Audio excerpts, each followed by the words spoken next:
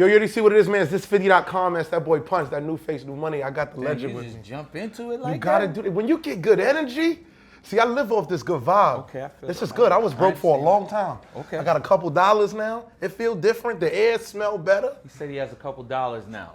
You know? I like that. It's new money. I like that. I won't lie and say, Ben, this is new money. No, okay. I respect it. I respect new money. I would like new money. You share your money. Yo, listen, I will gladly share because dumping into an investment, you know. I like this guy. This reciprocated funds comes back. We're going to keep this guy. This is DJ Clark Kent, Brooklyn's finest, the New York Giant. You are watching Thisis50.com. Y'all don't understand, man, Clark.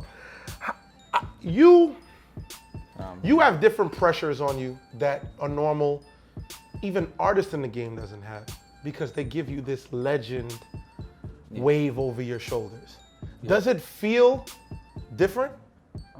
I don't subscribe to it. I think when somebody puts that on you, if you subscribe to it, then you're in a shitload of trouble because then you have this expectation to live up to. I don't subscribe to it. People call me legend. I don't call myself a legend. And the reason why is because I don't believe I'm done. And I feel like once they call you legend, it's like that's where the slide starts. And if you start believing that you're a legend, then you're sliding. I get it. You know what I'm saying? I'm not laxing on any levels. I got work to do. Call me what you want to call me. I'm going to call myself DJ Clark Kent. I'm going to work hard. I get it. You know what I'm saying? I mean, work to do where? I mean, like musically? I still play clubs.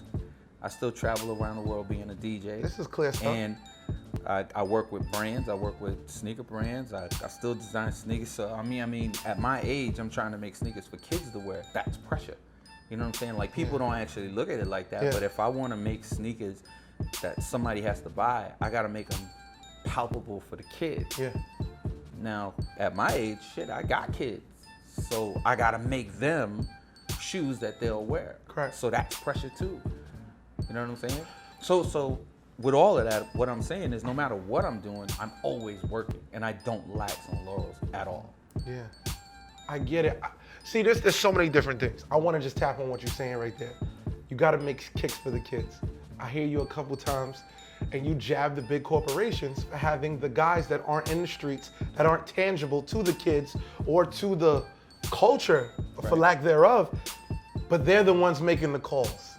Like, this is coming out now, this color, this sneaker, this athlete. Absolutely.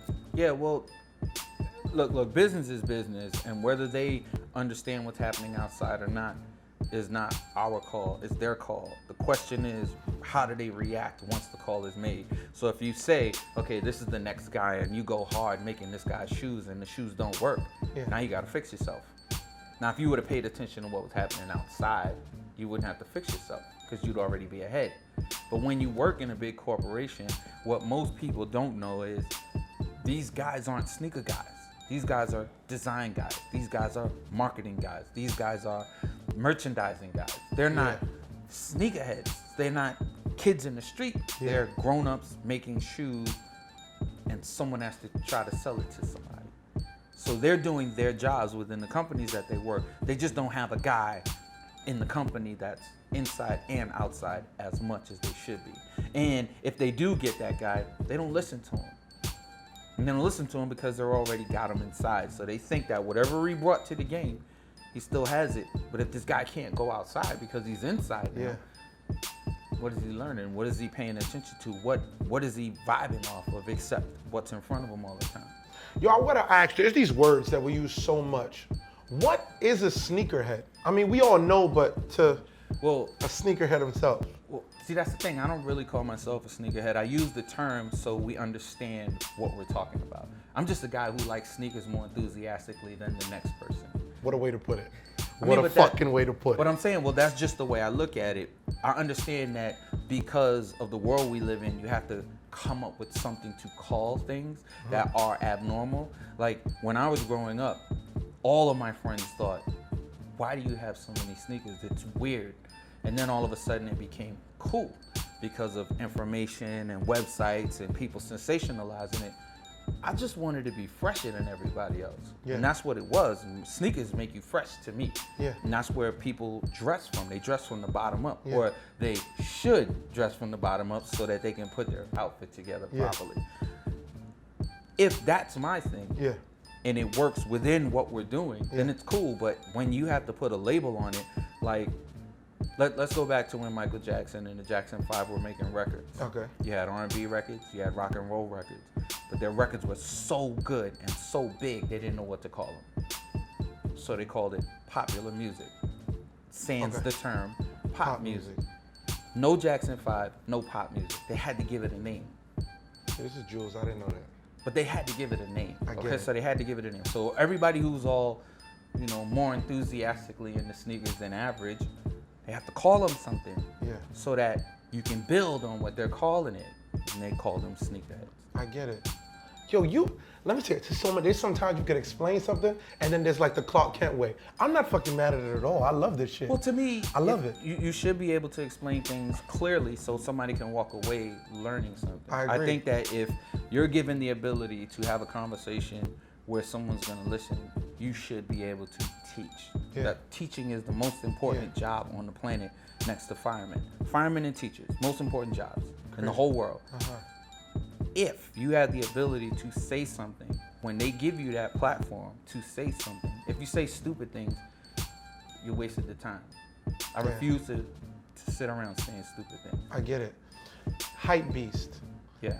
They feel like this has been like the most dangerous word to the culture because it's dragged down so many, not just for sneakers, just for the everything. Because you can HypeBeast nearly anything. Well, think about where the term HypeBeast came from. It came from a website called HypeBeast. Correct. So you saw a website called HypeBeast and you decided to coin people HypeBeast because of the name of a website? Yeah. Where was the thought in that? What are they doing? They're talking about products. So they're talking about product and now you call somebody who's into product a HypeBeast? That would sound stupid to me. I get it. I would never call somebody a hypebeast unless they can call themselves a hypebeast and make sure that they explain it to you a certain way.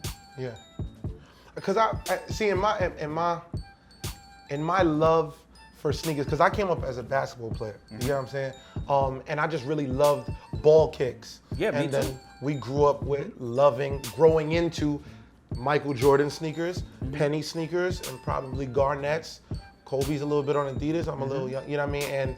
And these sneakers were like the biggest shits to us. Like when you go on ball, if you're gonna do it, this is the way to do it. Absolutely. So that's where my love came from, not particularly from a fashion point, but just like having the illest kicks on court. Well, then as you grow older, you're like, oh, this shit looks a little ill with a pair of jeans. Well, the best sneakers back in the days were the sneakers that basketball players wore.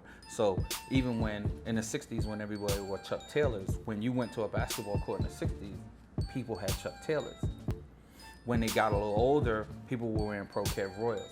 When Clyde came and he had these suede Pumas, everybody wanted what Clyde wore because he was the best basketball player. Yeah. In New York, nothing was better than Clyde. Yeah. You had Pee Wee Kirkland in the street, and you had Clyde being a professional. Clearly. You know what I'm saying? And they practically looked exactly the same. One was a hustler, one was a basketball player, and they looked the same. Same fur coats, same good cars, same money, and they both could play their ass off. Yeah. But this dude had his name in gold on the side of a shoe. Crazy. So all the kids looked at Clyde and was like, well, he's a super duper star, and he wore these Pumas. We want what he has. Thanks. So that's what we looked at as aspirational. We looked at Clyde like we wanted to be like Clyde. And then Adidas, Kareem Abdul's face was on the Kareem Abdul-Jabbar Adidas. Yeah. So while there's a lot of kids liking superstars because you could break dance in them and the shell toe worked, the ones who wanted to be extra fly were the ones that Kareem Abdul-Jabbar wore. Yeah. Because Kareem Abdul-Jabbar was a New York basketball legend.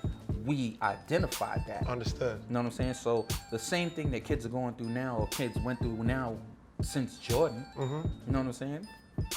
That's nothing new. Like we've been doing that. I ain't gonna let the people frisk me if I'm dirty, homie. A nigga never touch me, I got that dirty on me. Y'all trying